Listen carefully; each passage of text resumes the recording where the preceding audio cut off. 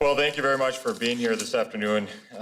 Really an interesting day. I had to come early today just to see exactly how DFL would describe the budgetary reality that we're looking at here before us. Here's the reality, folks. Starting in 2018-19 budget, we had a surplus of $638 million. 20 and 21, we had $3.1 billion. 22-23, we had $9.49 billion surplus. 24-25 forecast in February, we had a projected surplus. And with it was $17.5 billion surplus, and then $10 billion of increases in taxes and fees. What we see today in the February forecast is a $10 billion deficit. I will say that again, it is a deficit. No matter what the semantics that we've heard today, no matter how they spin this is a deficit. Republicans have worked so incredibly hard at building a budget that balances the needs of Minnesota and also does a great job of stewarding the resources that we were given in this state to provide for things like public safety, for education, for our roads and bridges across this state. And yet we saw that squandered in this last budget. And now we're going to have to figure out ways of getting back to the place that we were of stability in this state. But we don't see an appetite from that from the DFL. What we see is a continued appetite for spending more and more money going forward in programs through different aspects going forward this next year. Proposals that have been already brought up for that $2.4 billion budgetary surplus. And we talked a little bit about budgetary versus structural. So that's, it's the difference of paying your rent with your rebate check. Well, that's only a one-time thing, right? That'll only come in one time. But with the structural is where we need to be focused. And right now, looking at the numbers, it really breaks it down on page 10 of the document that we're given just prior to this hearing today, or to the announcement today, which really breaks it down and says in 24-25, we are already going to be in a deficit situation there. This is something that Republicans need to be focused on, that we have focused on over the last few years. If you look at our budgets, you'll see that over and over again. And now with single party control, in 1 year, they have completely eviscerated that. I'm incredibly disappointed at the language that was used today to hide that from you as reporters, but also from Minnesotans, trying to mask what's actually going on in the state. It's time that we get back to some reasonable governing, and we need to make sure that that happens real soon. But this budget really reflects the priorities of what happened last session and what they've done to this state. With that, before we take questions, I want to turn it over to Representative Robbins. Hi, I'm Representative Kristin Robbins. I'm from District 37A. And before I talk about the forecast, I just wanted to offer my condolences and acknowledge the passing of our former colleague, John Polston. He passed from ALS, and our prayers and thoughts are with his family. So, turning from that, I mean, the bottom line, as was said by the MMB presenters, is that spending is expected to exceed revenues. That's a deficit, my friends. And so that's what we have to get a handle on. And the numbers prove that out if you dig in the document. And I'm just very concerned that with $2.4 billion surplus in the 24-25 year, that then translates into a $2.3 billion structural deficit in the 26-27 year. Like, if we do nothing, we will just barely be keeping the budget in balance. And clearly, there are all these requests coming in daily for new spending. We cannot afford it. What we saw in the last session was that the Democrats spent $17.5 billion in surplus. They raised taxes $10 billion. They grew the government by nearly 40%. And now we are seeing the results of that. We sounded the alarm last session. This is going to set us up for future deficits. No one paid attention, but now we have the numbers that prove that that's exactly what happened. Minnesotans are paying $12,978 more every year just to keep pace with what their family budgets were in January of 2021. Minnesotans cannot afford more taxes. They cannot afford to grow government anymore. We need to have a very serious look at the ongoing spending that was created this last session and really set priorities. Everything cannot be the priority. And so I'm grateful that the forecast was accurate, I think, in showing that this is going to create ongoing deficits. I hope that we will hold the legislature's feet to the fire to not enact new spending. We cannot afford it. Minnesota families are overtaxed, and we need to put an end to this growing government. Can you afford tax cuts with this? You know, I think it's going to be a tough conversation. I don't know that tax cuts could be on the table. Last time when we had the 17.5 was the time to do permanent tax cuts so that we could provide real relief to families. And they squandered that opportunity. They recklessly spent $17.5 billion and added additional $10 billion in taxes. And that opportunity may be lost, but we need it. Minnesota is not competitive. Our lowest tax rate is 5.35%. That is higher than the highest tax rate in 25 other states. We need tax cuts so families will stay here, so people will invest here, so we can attract new workers here. And this budget shows they wasted that opportunity last year. There was discussion up here about, the next biennium is 19 months away. Things could change. You heard Speaker Hortman say, we'll look at the February forecast to inform anything that they might do spending-wise. To that, you say, in terms of how much this potentially could change, or do you think it won't?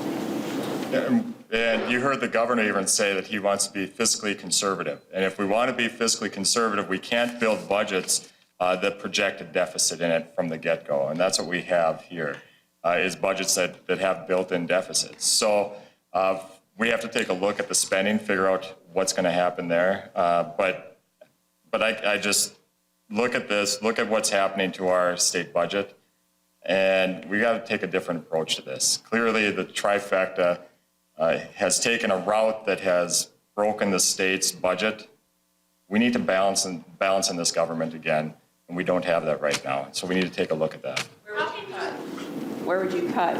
If you're saying this budget is too bloated, where would you cut? Where we'd cut, so we had a $17.5 billion surplus. They raised $10 billion. The Democrats raised $10 billion of taxes, spent it all on both ongoing and one-time spending.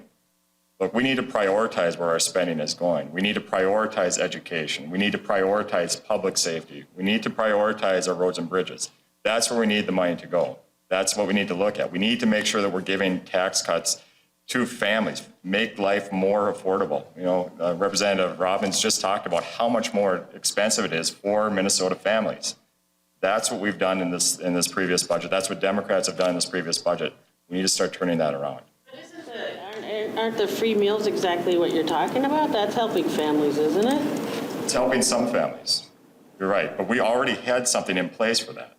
We need to make sure that education for our kids is top-notch in this nation, and investing that way. The meals, we'll see what academic, I know the governor was very high on the different ways that it's going to produce academic outcomes. But we need to take a peek at, okay, that's $400 million plus a year that's going to that program. Is that going to have the impact that we really want? Is it going to change it from what it was before? We'll see what that looks like. But we're really concerned about having nation-leading education in this country. What about bonding? You may have heard debt capacities under $1 billion. If they're going to borrow, they need votes in your caucus. How are you feeling about providing votes again this session on another bonding bill?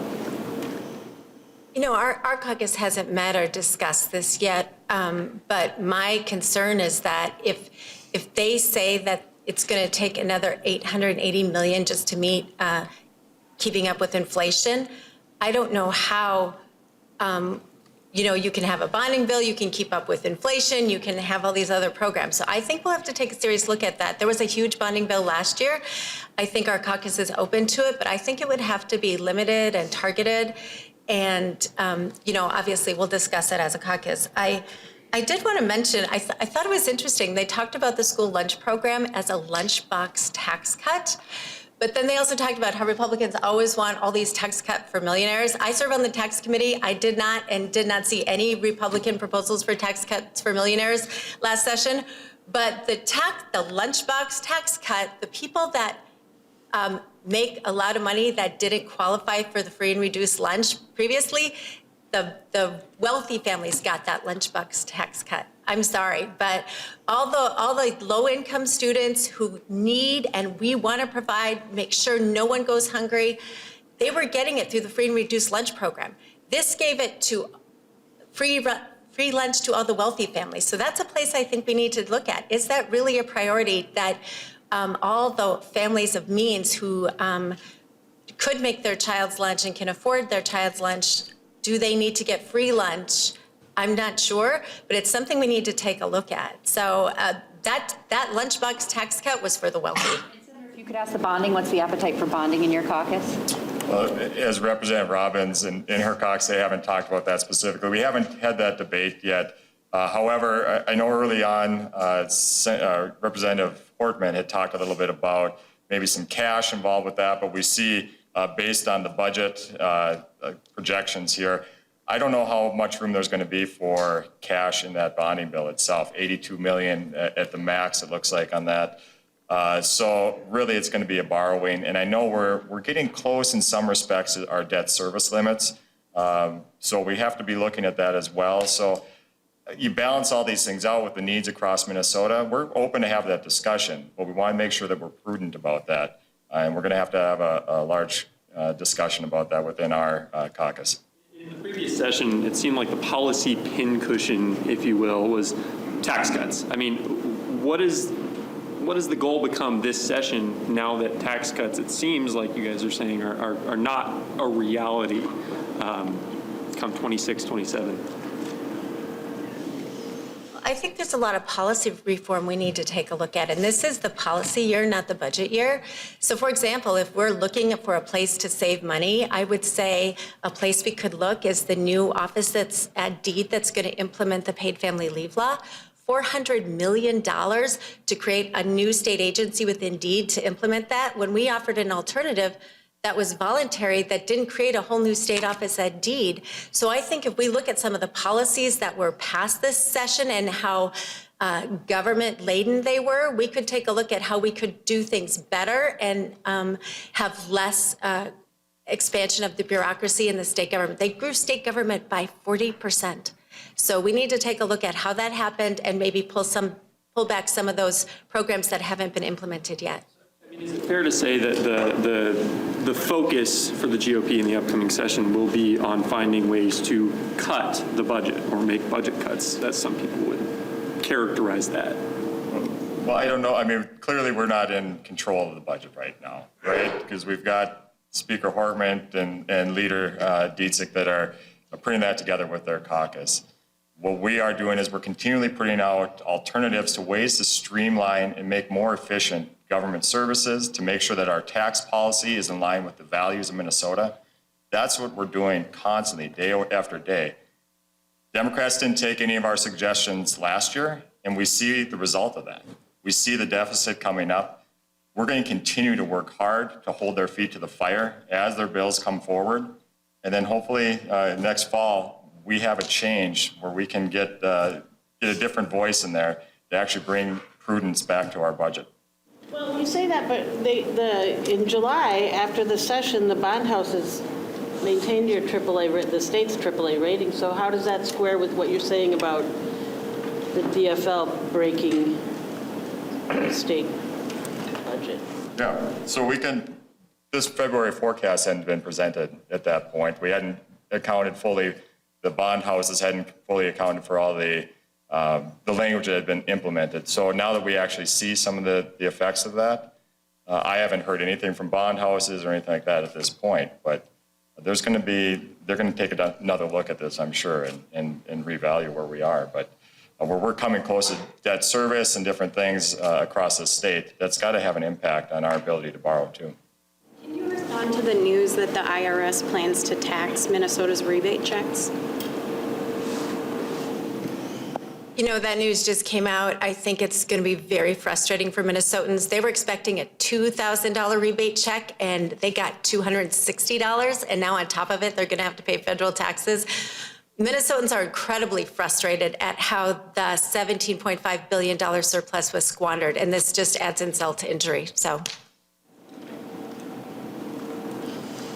Did we see a preview of some campaign fodder? Both of you, your caucuses sent out press releases with the phrase Democrat deficit. Will you run on that? You're up next, I guess, so. I mean, I think there's a lot of things to run on. The Democrat deficit certainly is one of them. I would say the Palace for Politicians is another one. We're spending $730 million to renovate the state office building. It's unconscionable. There are so many examples of exorbitant spending, of not setting priorities, of not prioritizing Minnesota families who really are struggling. We don't need $730 million spent on the state office building when families are struggling to afford gas and groceries. So yes, we'll have, I think, plenty of things to discuss next fall.